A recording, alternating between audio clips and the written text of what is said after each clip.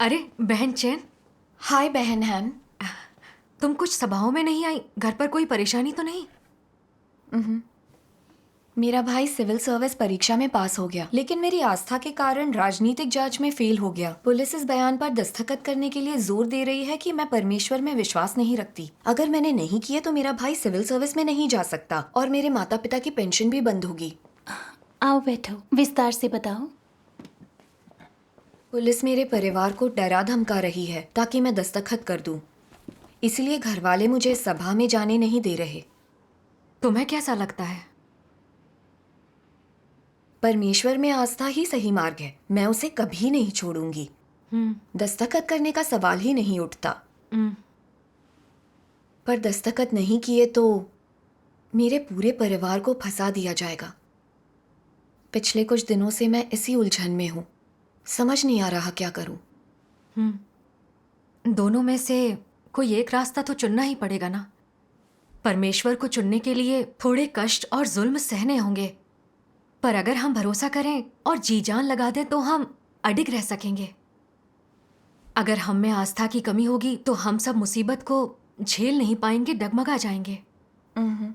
सुनो, तुम्हारे साथ भी ऐसा ही कुछ हुआ था, बताओ ना जरा।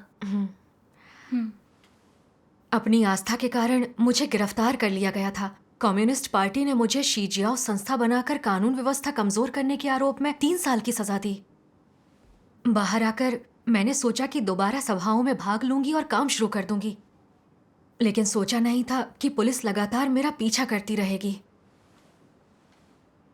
जब रजिस्ट्रेशन के लिए मैं पुलिस थाने गई तो मेरे प्रभारी अधिकारी ने मुझसे बहुत गुस्से में कहा, कहीं बाहर जाओगी तो पहले मुझे बताना होगा।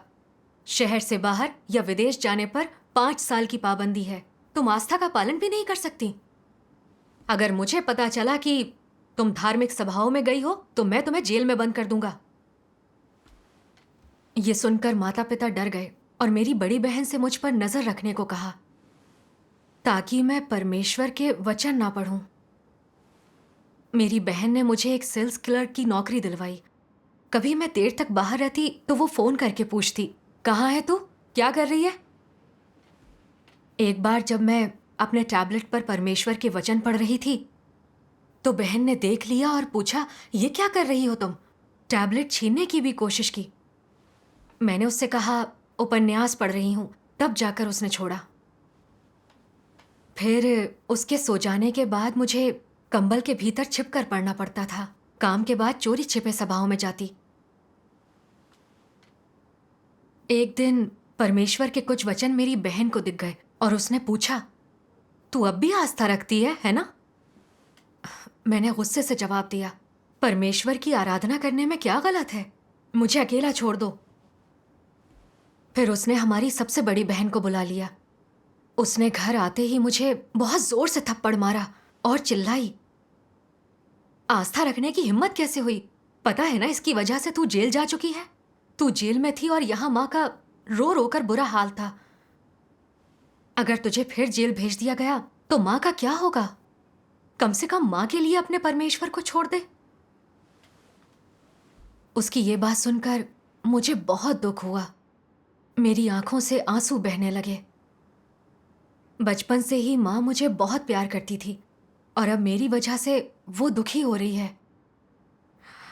अगर मैं दोबारा जेल गई तो मेरी माँ का क्या होगा?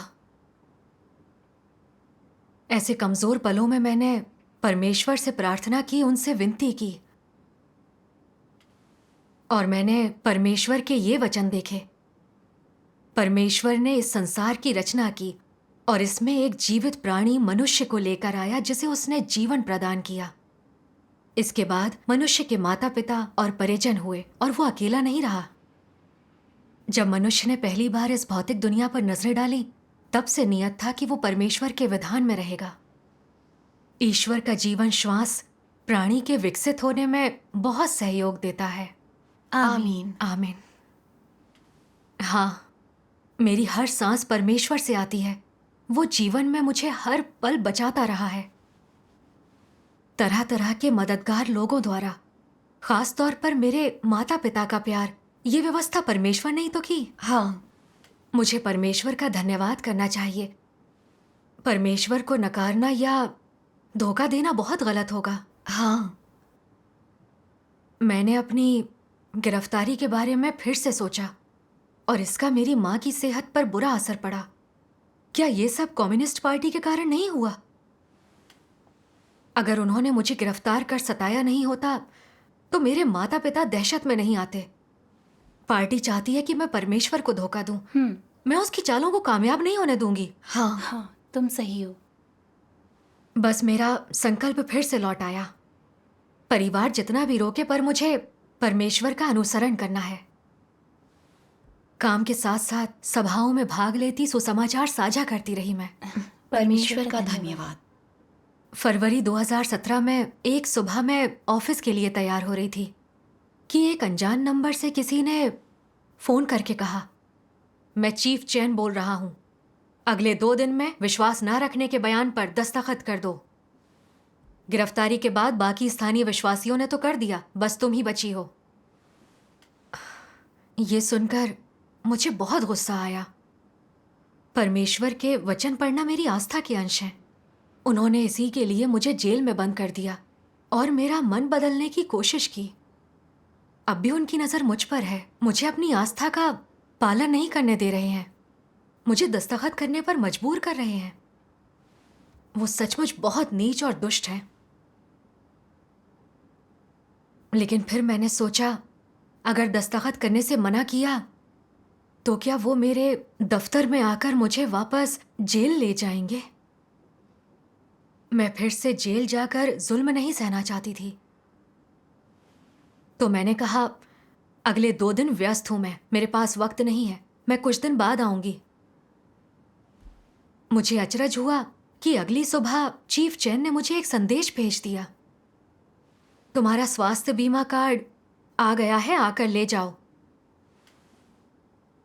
मैंने संदेश देकर मन ही मन सोचा, मैंने तो आवेदन नहीं किया था, क्या ये शैतान की कोई चाल है? तब परमेश्वर का वचन याद आया, तुम लोगों को सदा जागते और प्रतीक्षा करते रहना चाहिए और तुम लोगों को मेरे सामने अधिक बार प्रार्थना करनी चाहिए। तुम शैतान की साजिशों और कपट को पहचानो, आत्माओं और लोगों को जानो और हर किस्म के इंसान, घटना और चीजों को समझो। परमेश्वर के वचन मुझे याद दिलाते हैं कि शैतान के पास बहुत चालें हैं। बाकी सभी स्थानीय विश्वासी दस्तखत कर चुके हैं, ये झूठ कहकर चीफ चैन मुझे वहां बुलाने की कोशिश कर रहे थे और अब स्वास्थ्य बीमा कार्ड का लालच दे रहे हैं। वाकई बड़े चालबाज लोग हैं। ये सब सोचकर मैं वहां नहीं गई। अगली सुबह की बात है, मेरे पिताजी भागे भागे मेरे दफ्तर आए और मुझसे बोले कि कल चीफ चैन ने मुझे सुबह सुबह अपने दफ्तर बुलाया, बताया कि जांच हो रही है कि क्या तुम अब भी आस्था रखती हो। उस बयान पर दस्तखत करना बहुत जरूरी है, तभी तुम भी सामान्य जीवन जी सकती हो, फिर कोई भी तुम्हारी निगरानी नहीं करेगा। पर अगर तुमने दस्तखत नहीं किया तो जेल भेज दिया जाएगा। मेरी बात सुनो, अपनी आस्था छोड़ दो और दस्तखत कर दो। ये सुनकर मैं बहुत गुस्सा हो गई, चिढ़ गई। मैंने अपने पिताजी से कहा, पिताजी, पता है ना कि परमेश्वर में विश्वास रखना ही सही मार्ग है। अंत के दिनों में सर्वशक्तिमान परमेश्वर लोगों को शुद्ध करने, भ्रष्टता और विपत्तियों से बचाने के लिए सत्य व्यक्त करता है। मगर कम्युनिस्ट पार्टी विश्वासियों की अंधाधुंध गिरफ्तारी और उत्पीड़न कर रही है, उन्हें परमेश्वर को धोखा देने पर मजबूर कर रही है ताकि वो भी नर्क पहुंच जाएं। मेरे दस्तखत करने का मतलब है परमेश्वर को धोखा देना। आखिर में मैं तबाह हो जाऊंगी, बुरी तरह से बर्बाद हो जाऊंगी। मैं दस्तखत नहीं कर सकती। मेरे पिता घबरा कर बोले, अगर तुम दस्तखत नहीं करोगी तो पुलिस तुम्हें इसी वक्त जेल में डाल देगी। क्या तुम दोबारा तकलीफ झेलना चाहती हो? खुद के बारे में भले ना सोचो, तुम्हारी छोटी बहन का क्या होगा? कम्युनिस्ट पार्टी विश्वासी के पूरे परिवार के पीछे पड़ जाती है। अपनी बड़ी बहन को देखो, यूनिवर्सिटी से डिग्री ली है, एक अच्छे स्कूल में उसे नौकरी मिलनी थी, पर तुम्हारी आस्था के चक्कर में वो राजनीतिक जांच में फेल हो गई। एक आम स्कूल में नौकरी के लिए तुम्हारे चचेरे भाई को जुगाड़ लगाकर पैसा खर्च करना पड़ा। सिविल सर्विस परीक्षा पास करके भी तुम्हारे चचेरे भाई को तुम्हारी दादी की आस्था के कारण नौकरी नहीं मिली। तुम्हारी छोटी बहन इस साल डिग्री हासिल करके नौकरी ढूंढेगी। अगर तुमने दस्तखत नहीं किए तो वो पास नहीं होगी और उसे भी अच्छी नौकरी नहीं मिलेगी। क्या तुम उसका भविष्य बर्बाद नहीं कर रही हो? मेरी बात सुनो, बस दांत भींचकर दस्तखत कर दो। तुम गुप्त रूप से आस्था नहीं रख सकती? इतनी जिद क्यों करती हो? कम्युनिस्ट पार्टी हमें गिरफ्तार करके सताती है, हमारे परिवार का पीछा करती है। वे सचमुच बहुत नीच हैं। अपने पिता का थका हुआ चेहरा, आंखों में आंसू, पीले पड़े चेहरे और उनकी बढ़ती हुई बेचैनी को देखकर मैं बहुत परेशान हो गई थी। दस्तखत करने का मतलब है परमेश्वर को धोखा दूंगी। मुझे जानवर का दर्जा दे दिया जाएगा। शैतान के काबू में हुई तो उद्धार कभी नहीं मिलेगा। हाँ, सही कहा। लेकिन दस्तखत नहीं किए तो वापस जेल भेज दिया जाएगा। मुझे यातना दी जाएंगी। अगर मुझे पीट पीट कर मार डाला गया तो? मेरी बहन अगर राजनीतिक जांच में फेल हो गई और उसका भविष्य चौपट हो गया तो मेरा परिवार मुझसे नफरत करेगा। इन सब के बारे में सोचना सीने में छुरी चलने जैसा था। समझ नहीं पाई क्या करूं। मैंने अपने पिताजी से कहा, मुझे जरा सोचने दीजिए। उनके जाने के बाद मैंने रोते हुए परमेश्वर से प्रार्थना की, हे परमेश्वर, मुझे डर है पुलिस मुझे पकड़कर जेल में डाल देगी, मुझे यातनाएं देगी, मेरे परिवार को भी घसीटा जाएगा। मैं कमजोर महसूस कर रही हूं। हे परमेश्वर, मुझे शक्ति दो, गवाही में अडिग रहने के लिए मार्गदर्शन करो। आमीन। फिर मेरी नजर परमेश्वर के कुछ वचनों पर पड़ी। मैं पढ़कर सुनाती हूँ। जरूर।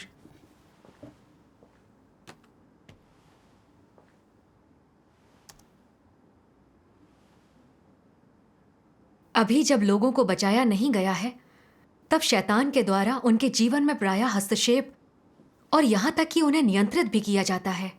दूसरे शब्दों में, वो लोग जिन्हें बचाया नहीं गया है, वो शैतान के कैदी होते हैं। उन्हें कोई स्वतंत्रता नहीं होती। उन्हें शैतान द्वारा छोड़ा नहीं गया है। वो परमेश्वर की आराधना करने के योग्य या पात्र नहीं है। शैतान द्वारा उनका करीब से पीछा और उन पर क्रूरतापूर्वक आक्रमण किया जाता है। ऐसे लोगों के पास कहने को भी कोई खुशी नहीं होती है। उनके पास कहने को भी सामान्य अस्तित्व का अधिकार नहीं होता, और इतना ही नहीं, उनके पास कहने को भी कोई गरिमा नहीं होती। यदि तुम डटकर खड़े हो जाते हो और शैतान के साथ संग्राम करते हो, शैतान से जीवन मरण के संग्राम में अपनी आस्था, आज्ञाकारिता और परमेश्वर के भय को शस्त्र के रूप में इस्तेमाल करते हो, ऐसे कि शैतान परास्त होकर तुम्हें देखते ही दुम दबाकर भाग जाए, ताकि वो तुम्हारे विरुद्ध अपने आक्रमणों और आरोपों को पूरी तरह छोड़ दे, केवल तभी तुम बचाए जाओगे और स्वतंत्र हो पाओगे।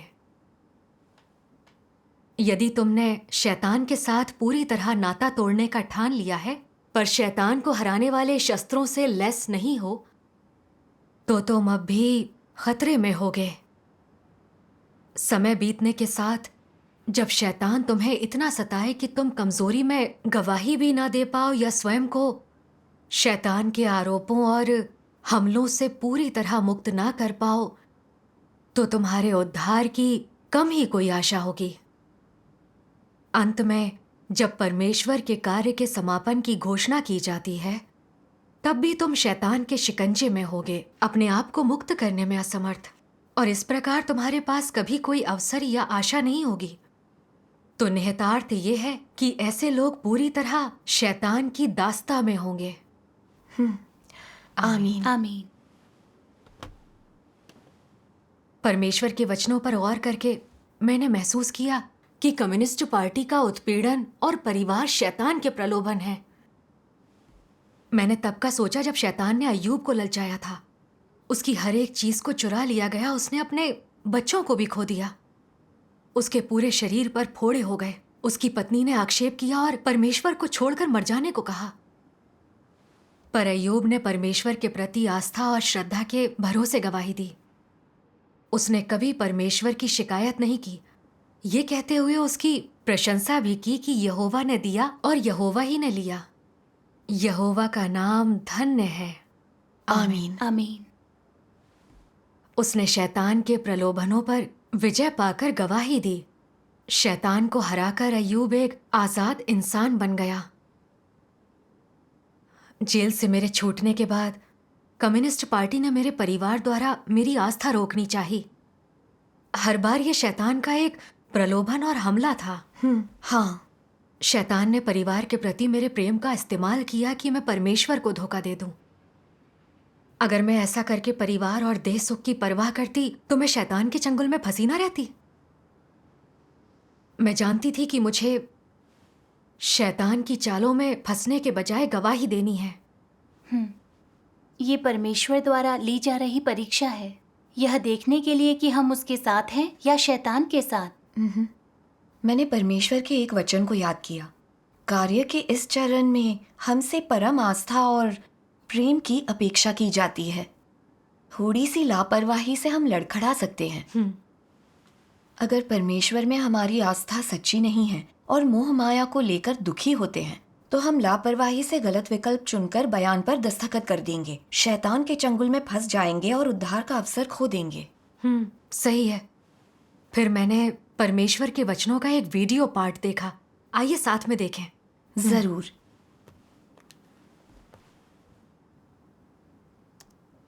सर्वशक्तिमान परमेश्वर कहते हैं,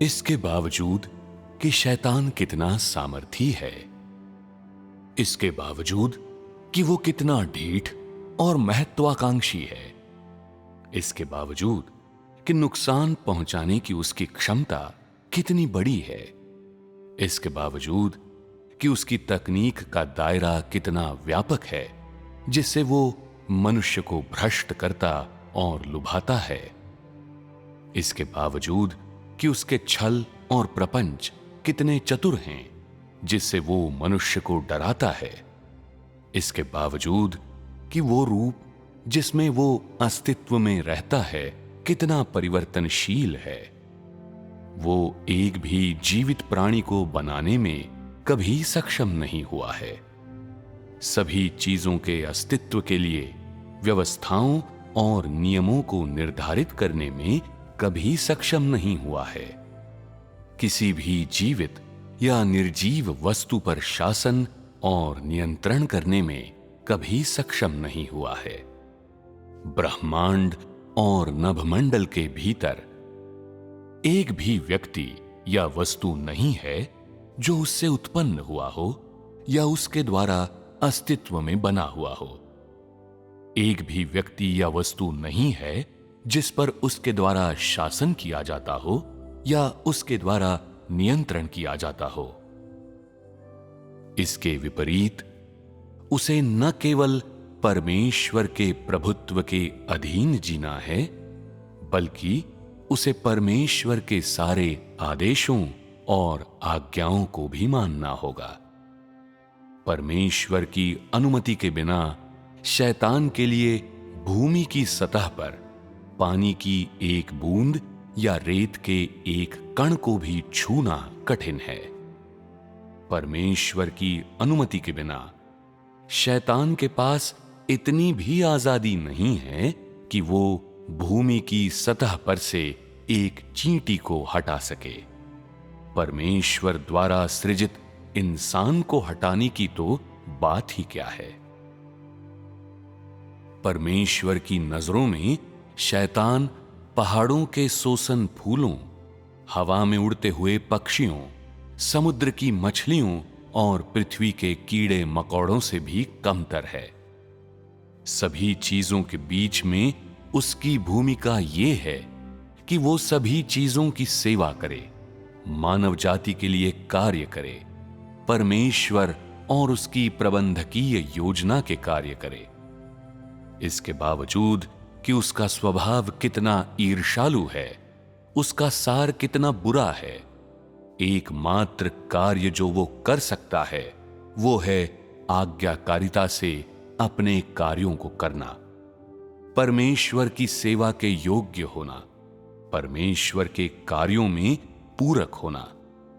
शैतान का सार तत्व और हैसियत ऐसे ही हैं। उसका सार जीवन से जुड़ा हुआ नहीं है, सामर्थ्य से जुड़ा हुआ नहीं है, अधिकार से जुड़ा हुआ नहीं है। वो परमेश्वर के हाथों में मात्र एक खिलौना है, परमेश्वर की सेवा में लगा मात्र एक मशीन है। आमीन। इसे देखकर मैं परमेश्वर के अधिकार के बारे में गहराई से जान सकी। शैतान चाहे जितना बर्बर क्यों ना हो, वो परमेश्वर के हाथों का मोहरा है, उसकी सेवा करने वाला एक औजार। कम्युनिस्ट पार्टी द्वारा मेरी गिरफ्तारी के बारे में सोचने पर लगता है कि कमजोरी के वक्त परमेश्वर के वचनों ने मेरी आस्था को मजबूती दी, हर एक मुश्किल से मुझे उबारा। जेल से छूटने के बाद पार्टी मेरी निगरानी करती रही। अफवाहों के फेर में परिवार ने भी मुझ पर नजर रखी, लेकिन परमेश्वर के मार्गदर्शन से मैं सत्य को थोड़ा समझ पाई, कई प्रलोभनों पर विजय पा सकी और मेरा संकल्प मजबूत हो गया। परमेश्वर का धन्यवाद। शैतान परमेश्वर के लिए उसके चुने हुए लोगों को पूर्ण करने का सिर्फ एक औजार है। मुझे डरने की कोई जरूरत नहीं है। बिल्कुल। परमेश्वर सब पर शासन करता है, सबके भाग्य का नियंता है। मेरी जिंदगी और मौत परमेश्वर के हाथ में है और किसी के हाथ नहीं। मेरी बहन को नौकरी मिलेगी या नहीं, ये बातें परमेश्वर ही निर्धारित करता है। हाँ, कम्युनिस्ट पार्टी खुद अपने भाग्य को भी काबू में नहीं कर सकती, तो फिर वो मेरे और मेरी बहन के भविष्य को कैसे काबू कर सकती है? सही है। अगर किसी दिन पुलिस मुझे गिरफ्तार करके यातना भी देने लगी तो वो परमेश्वर की इच्छा से होगा। मुझे परमेश्वर पर भरोसा कर गवाही देनी होगी। आमीन। आमीन। अगर मैं अपना जीवन सजोऊंगी, परिवार की चिंता करूंगी और परमेश्वर को धोखा दूंगी तो ये शर्मिंदगी की निशानी होगी। मैं सिर्फ एक चलती हुई लाश बनी रहूंगी। इस विचार के साथ मैंने शैतान के प्रलोभन का प्रतिरोध करने, उसे नीचा दिखाने और गवाही देने के लिए खुद को फौलादी बना लिया। आमीन। उस रात घर पहुंचने के बाद मेरी बड़ी बहन मुझ पर चिल्लाई, आयोग ने तुझे 3 दिन दिए थे, तुझे पता है कल आखिरी दिन है, तू दस्तखत करेगी या नहीं? माँ और पिताजी बूढ़े हो रहे हैं, वो तेरी फिक्र करते रहते हैं। 3 साल जब तू जेल में थी तो उन्होंने ना ठीक से खाना खाया ना सोए। अब तू बाहर आने पर भी विश्वासी बनी हुई है। तुझे पता है उनकी जान हलक में अटकी हुई है। क्या उन्हें निराश करना सही है? क्या तेरा कोई जमीर भी है? बयान पर दस्तखत करने से क्या तेरी जान चली जाएगी? मैंने देखा शैतान फिर परिवार के जरिए हमला कर रहा है। मुझे परमेश्वर के वचन याद आए, तुम में मेरी हिम्मत होनी चाहिए और अविश्वासी प्रियजनों से सामना करने के सिद्धांत होने चाहिए। तुम्हें मेरी खातिर किसी भी अंधेरी शक्ति से हारना नहीं चाहिए। मेरी बुद्धि के भरोसे पूर्ण मार्ग पर चलो, शैतान की चाल काबिज ना होने दो। अपने हृदय को मेरे सम्मुख रखने हेतु पूरा प्रयास करो। मैं तुम्हें आराम दूंगा, तुम्हें शांति और आनंद प्रदान करूंगा। दूसरों के सामने एक विशेष तरह का होने का प्रयास मत करो। क्या मुझे संतुष्ट करना अधिक मूल्य और महत्व नहीं रखता? क्या ये तुम्हें चिर शांति या चिर आनंद नहीं देगा? आमीन। मुझे पता था कि परमेश्वर में मेरी आस्था ही सही मार्ग है। कुछ भी हो जाए मुझे उसके प्रति वफादार रहना होगा। कम्युनिस्ट पार्टी ने मेरी आस्था रोकने के लिए मेरे परिवार को गुमराह किया। मैं समझ गई कि इसका सार सत्य से घृणा करने और परमेश्वर का दुश्मन होना है। मैंने उसे अपने दिल से घृणा कर ठुकरा दिया। परमेश्वर ऐसे हालात में डालकर अपने प्रति मेरी आस्था का परीक्षण भी कर रहा था। दूसरों से किसी समझ और सहारे के बिना भी मुझे गवाही देनी थी और शैतान को नीचा दिखाना था। आमीन। ये विचार आने पर मैंने अपनी बहन से कहा, माँ और पिताजी का खाना ना खा पाना, सो ना पाना, लगातार फिक्र में डूबे रहना, आखिर किसका दोष है ये? क्या ये कम्युनिस्ट पार्टी का दोष नहीं है? परमेश्वर में विश्वास रखना सही है, हमें सही मार्ग पर चलना चाहिए। लेकिन उस पार्टी ने न सिर्फ मुझे गिरफ्तार किया बल्कि मेरे पूरे परिवार को इसमें घसीट लिया है। कम्युनिस्ट पार्टी ही दोषी है। बिल्कुल। तब मेरी बड़ी बहन ने मुझे फोन करके मुझसे जवाब मांगा। कल तू दस्तखत करेगी या नहीं? तेरे पास सिर्फ 2 विकल्प हैं, या तो तू दस्तखत कर दे और काम पर जा, अच्छी जिंदगी जी ले, या फिर जेल में डाले जाने का इंतजार कर। मैंने दृढ़ता से जवाब दिया, भले ही मुझे जेल वापस जाना पड़े, मैं दस्तखत नहीं करूंगी। उसने गुस्से से फोन काट दिया। दूसरी बहन भी दूर हो गई। परमेश्वर का धन्यवाद। काम के लिए मेरा दूसरी जगह तबादला हो गया। शैतान के बंधनों से छूटकर मैंने परमेश्वर के लिए खुद को खपाया। इस बात को करीब 3 साल हो गए हैं। जब वो अनुभव याद आता है तो बड़ा सुकून महसूस करती हूँ। मुझे लगता है कि ये मेरा सबसे अच्छा फैसला था। इस पर कभी नहीं पछताऊंगी। परमेश्वर का धन्यवाद। अब तुम भी ऐसे ही हालात के सामने हो और तुम्हें अपना विकल्प खुद चुनना है। तुम्हें प्रार्थना कर सत्य को खोजना चाहिए। परमेश्वर रास्ता दिखाएगा। मैं समझती हूँ।